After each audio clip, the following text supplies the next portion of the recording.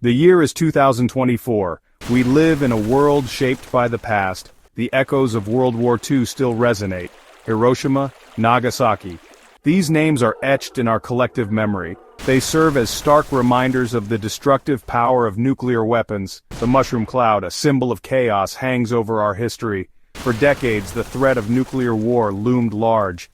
The Cold War kept us on the brink. We feared mutually assured destruction. The superpowers pointed their arsenals at each other. It was a time of tension, of fear. But it was also a time of restraint. Thankfully, that era of direct confrontation has passed. But the threat remains. We must ask ourselves, what if the unthinkable happened?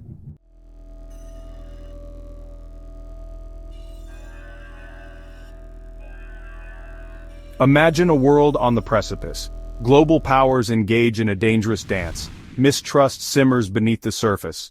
Each side views the other with suspicion. Alliances crumble. Diplomacy falters. A small incident escalates. Misunderstandings abound. Propaganda fuels the flames of conflict.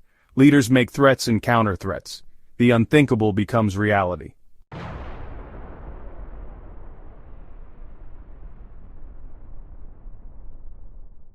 The world changes in the blink of an eye. The familiar is gone, replaced by a landscape of devastation. Where once there were bustling cities, now only smoldering ruins remain. The air is thick with smoke and ash. Survivors emerge from the rubble. They have survived the initial blast, but they now face a world forever altered, a world shrouded in radioactive dust, a world where food and water are scarce. In the aftermath, chaos reigns. Governments collapse, communication networks fail, transportation systems grind to a halt, the fabric of society unravels. The day the bombs fell marks a turning point in human history.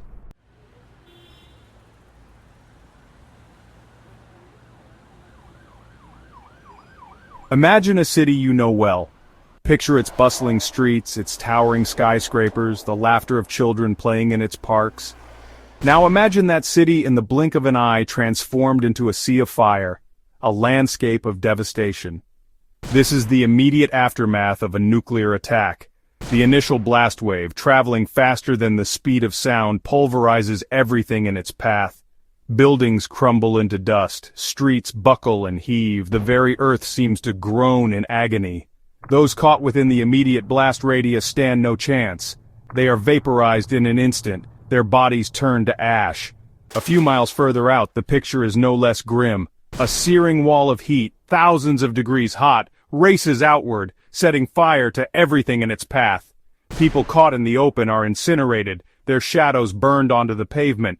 The inferno rages on, consuming all in its wake. And then comes the fallout.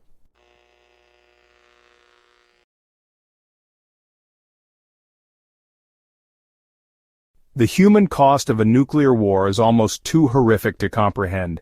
Millions, perhaps even billions of lives extinguished in a matter of hours. Entire cities wiped off the map.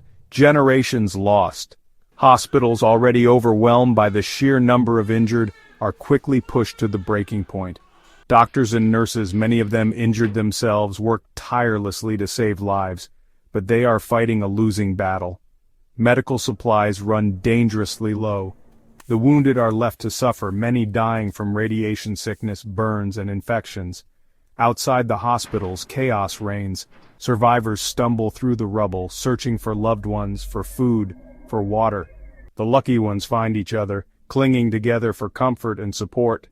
The world watches in horror as the true extent of the catastrophe becomes clear.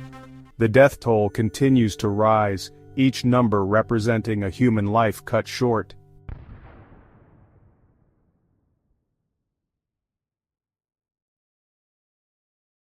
The devastation is not confined to the immediate blast zones. The effects of a nuclear war would be felt globally. Radioactive fallout carried by wind currents would spread across continents, poisoning the land, the water, and the air. Crops would wither and die in the fields, contaminated by the fallout. Livestock would sicken and perish. The food chain would be disrupted, leading to widespread famine. Clean water would become a precious commodity, fought over and hoarded. Governments, already weakened by the initial attacks, would struggle to maintain order. The rule of law would break down. Looting, violence, and anarchy would become the norm. The very bonds of civilization would be tested.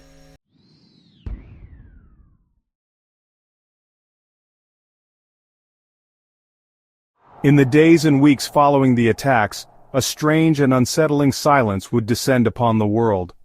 The constant hum of human activity, the roar of traffic, the music, and the laughter, all would be replaced by an eerie quiet.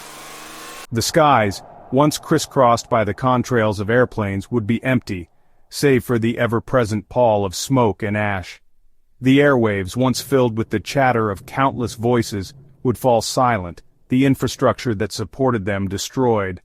The world would be plunged into darkness, both literally and figuratively. Those who survived the initial attacks would soon realize that the worst was yet to come. The nuclear winter, a period of prolonged cold and darkness caused by the massive amounts of dust and smoke ejected into the atmosphere, would grip the planet in its icy embrace. Temperatures would plummet, crops would fail. In this new, unforgiving world, survival would be a testament to the resilience of the human spirit.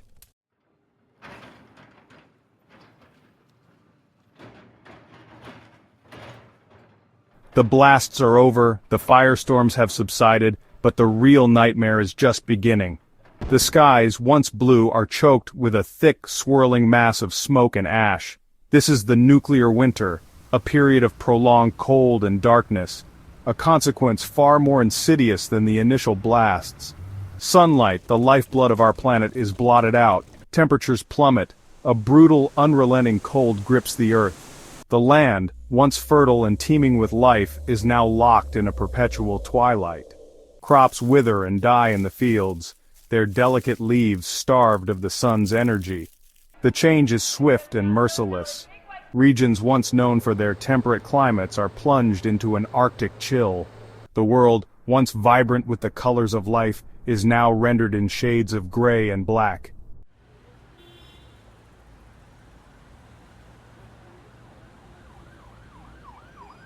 The air itself has become the enemy. Invisible, odorless, radioactive particles drift on the wind, carried far beyond the blast zones. This is the insidious threat of radioactive fallout, silently contaminating everything it touches. Water sources, once pure and life-giving, are now reservoirs of poison. Rain, once a symbol of renewal, carries radioactive particles back to Earth, further contaminating the soil and water. The simple act of taking a breath of drinking water becomes a gamble with an uncertain future. For those who survived the initial blasts, the threat of radiation is a constant specter, a hidden killer that lurks in the shadows. It seeps into the food chain, contaminating crops and livestock, making even sustenance a potential death sentence.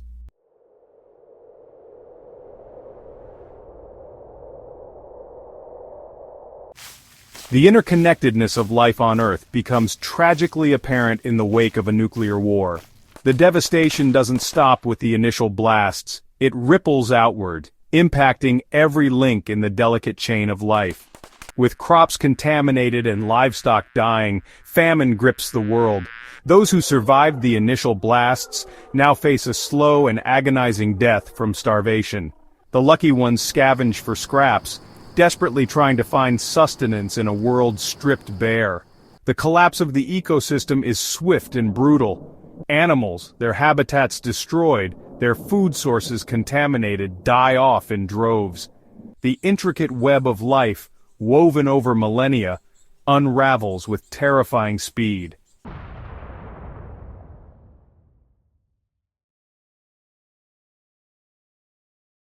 Beyond the immediate horrors of death and devastation, a silent epidemic emerges, the psychological toll of a nuclear war. Survivors, haunted by the memories of what they've witnessed, grapple with trauma and despair. The world they once knew is gone, replaced by a landscape of loss and uncertainty. The familiar rhythms of life, the comfort of routine, the solace of community, all ripped away in an instant. The mental health consequences of a nuclear war are profound and long-lasting. Post-traumatic stress disorder, anxiety, depression, and suicide rates soar.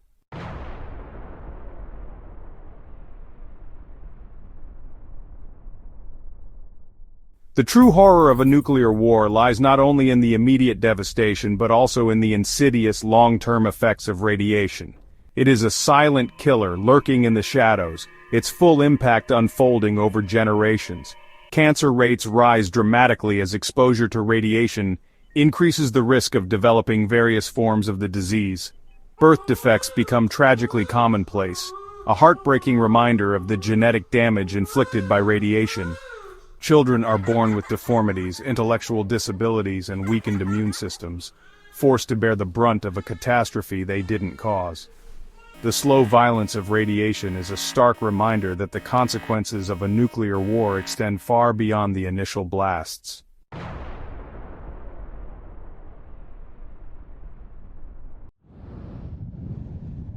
The most terrifying aspect of a nuclear war isn't just the immediate destruction, though that's enough to boggle the mind.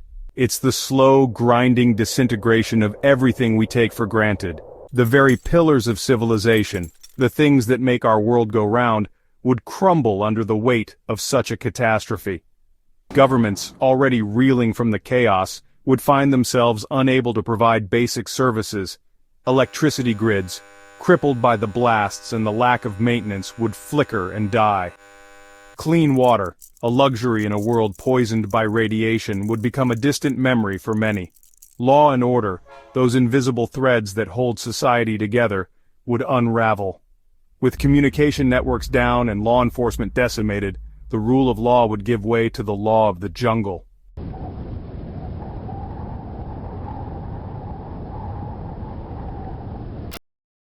Imagine walking through a city you once knew, its streets familiar as your own reflection. But instead of the joyous cacophony of commerce, a chilling silence greets you. This is the economic reality of a post-nuclear world. Global trade, the engine of our modern world, would grind to a halt. Supply chains, already fragile, would shatter completely. The intricate dance of goods and services that we rely on would devolve into a desperate scramble for basic necessities. Currencies, once symbols of stability and prosperity, would become worthless. The stock market, that barometer of human ambition and greed, would crash, its digital numbers meaningless in the face of annihilation.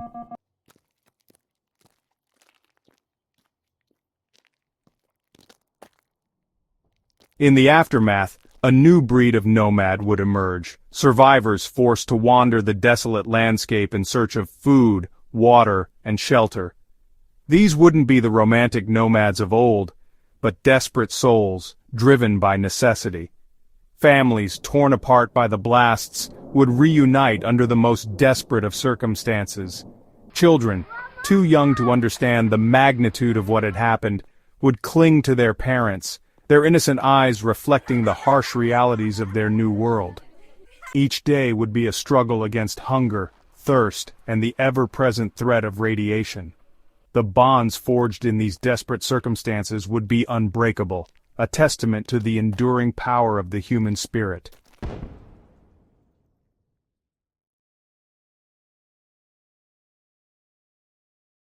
The physical scars of a nuclear war would be horrifyingly evident, but the unseen wounds, the psychological trauma inflicted on the survivors, would run even deeper. Imagine the nightmares, the flashbacks, the relentless terror that would haunt those who witnessed the unimaginable. The searing images of the blasts, the cries of the dying, the stench of death, these memories would be seared into their minds, a constant torment. Post-traumatic stress disorder, PTSD, would be rampant, affecting not just those who directly experienced the blasts, but also those who witnessed the aftermath, those who lost loved ones, those who lived in constant fear of another attack. The psychological toll of a nuclear war would be a silent epidemic, a slow-burning poison that would erode the mental and emotional well-being of entire generations. It would be a testament to the destructive power of fear and the enduring resilience of the human spirit.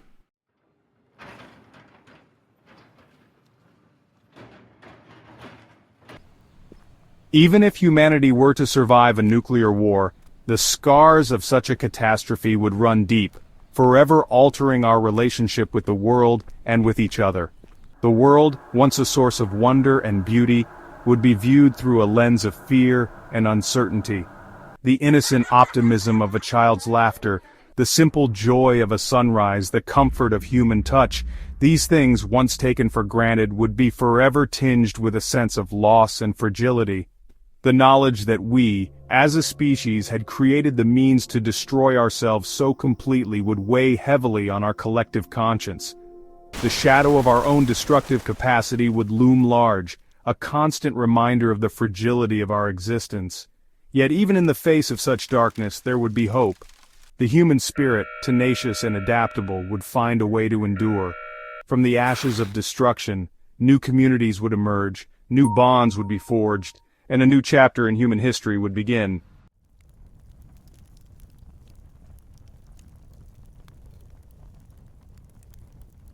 The geopolitical landscape, once dominated by familiar superpowers, would be redrawn with nuclear devastation. The old world order would be swept away, leaving a vacuum. Nations once powerful would be reduced to shadows, their economies shattered. The concept of a superpower would be obsolete, the balance of power would shift seismically, regional players could find unexpected prominence, this new world order would be characterized by uncertainty and instability, the old rules would no longer apply, replaced by volatile dynamics.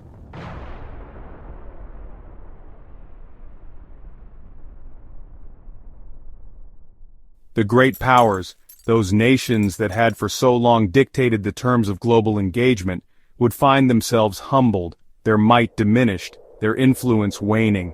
Their economies, built on global trade and interconnectedness, would crumble in the face of widespread disruption and destruction. Their military forces, once the envy of the world, would be decimated, their sophisticated weaponry rendered useless by the scale of the devastation.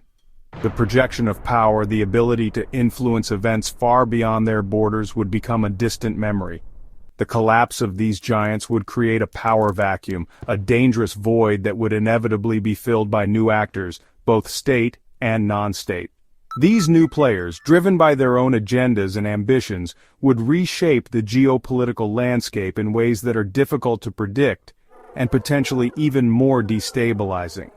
The world, once accustomed to a certain order, a certain balance of power, would find itself navigating a much more uncertain and treacherous terrain, where the old rules no longer apply, and the consequences of miscalculation are even higher.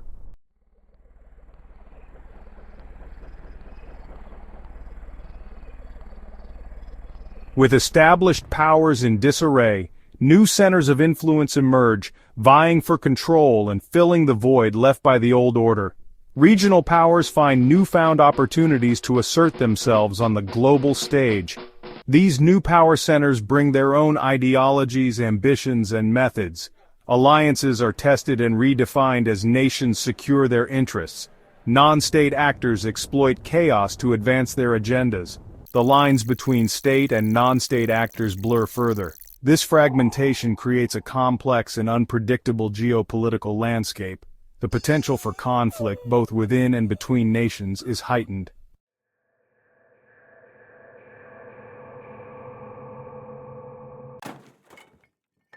In the aftermath of global devastation, old ideologies were questioned. New ones emerged, offering hope and danger. Some preached isolationism, others cooperation. Extremist ideologies fueled by fear and hatred posed significant threats. The battle for hearts and minds would shape the world for generations.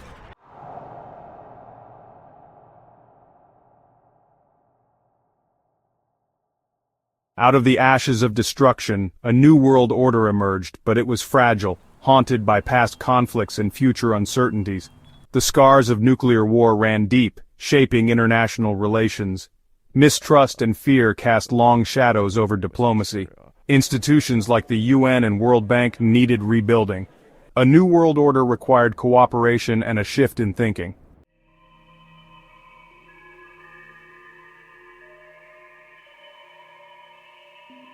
We have peered into the abyss, haven't we?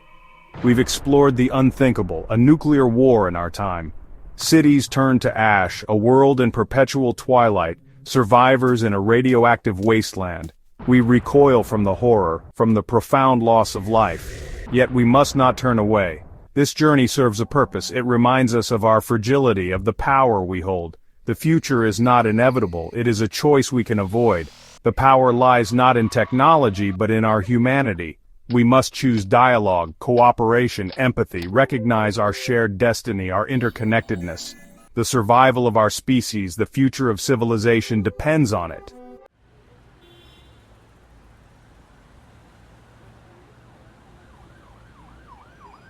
We stand at a crossroads. The path ahead is fraught with peril, but it is also illuminated by the possibility of a brighter future. The choice is ours. We can choose a path of peace, cooperation, and shared responsibility for our planet. The time for wisdom is now. Let us embrace the challenge with determination and hope. The future of humanity depends on it.